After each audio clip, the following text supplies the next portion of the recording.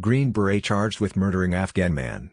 The U.S. Army has charged a decorated Green Beret with premeditated murder for killing an Afghan man in Afghanistan nearly a decade ago, according to military legal documents obtained by NBC News.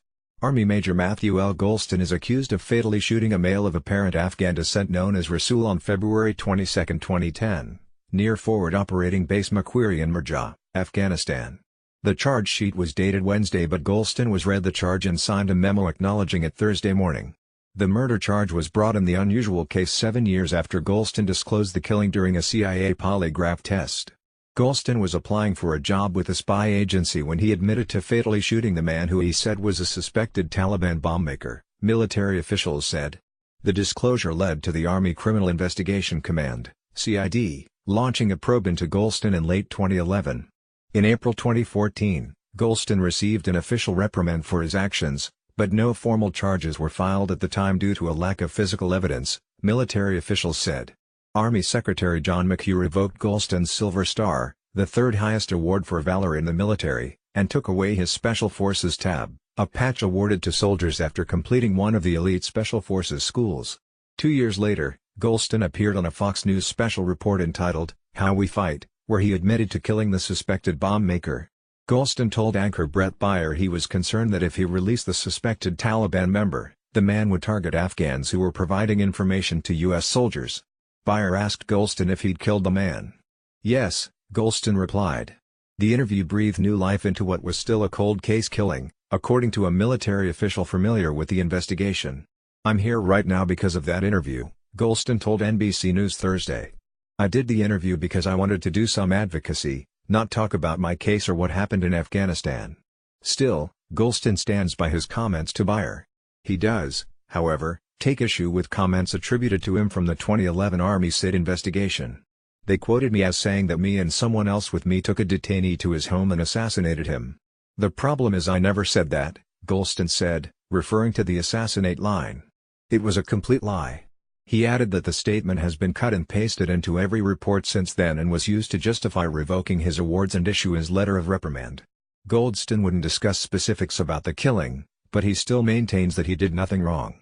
I have had commanders look me in the face and tell me I have done nothing wrong, Golston said.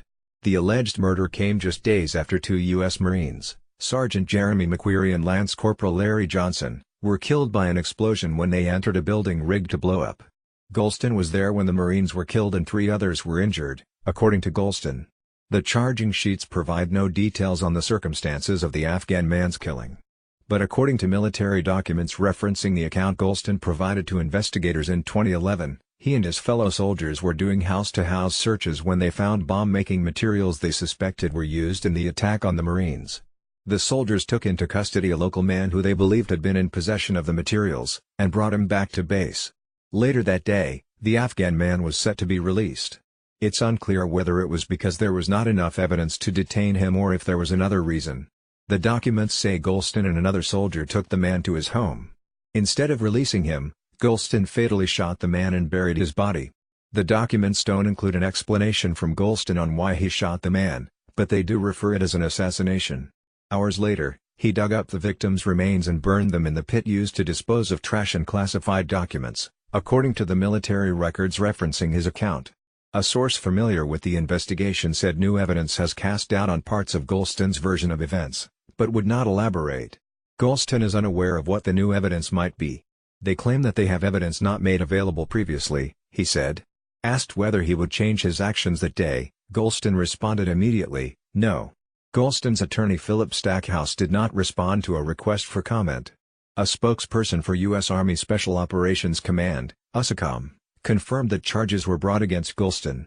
Major Matthew Golston's immediate commander has determined that sufficient evidence exists to warrant the preferral of charges against him.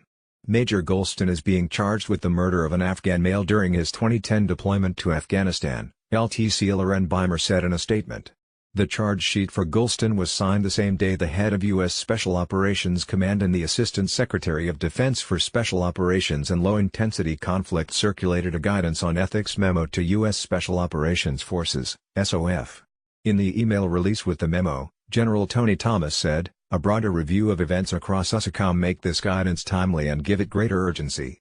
A survey of allegations of serious misconduct across our formations over the last year indicate that USACOM faces a deeper challenge of a disordered view of the team and the individual in our soft culture. The memo directs the elite special operators to remain vigilant and that small actions can have large impacts. When tough calls need to be made, do you best in the light of our American values, Thomas and General Owen West wrote in the memo. Golston has been on extended voluntary leave from the military, but the Army put him back on active duty earlier this week. A date is not yet set for his initial hearing in military court, known as in Article 32. A conviction of premeditated murder carries a maximum penalty of death. Carolee Lee is a national political reporter for NBC News. Courtney Cube is a national security and military reporter for NBC News, covering the Pentagon, U.S. military operations all over the world, and intelligence and national security issues.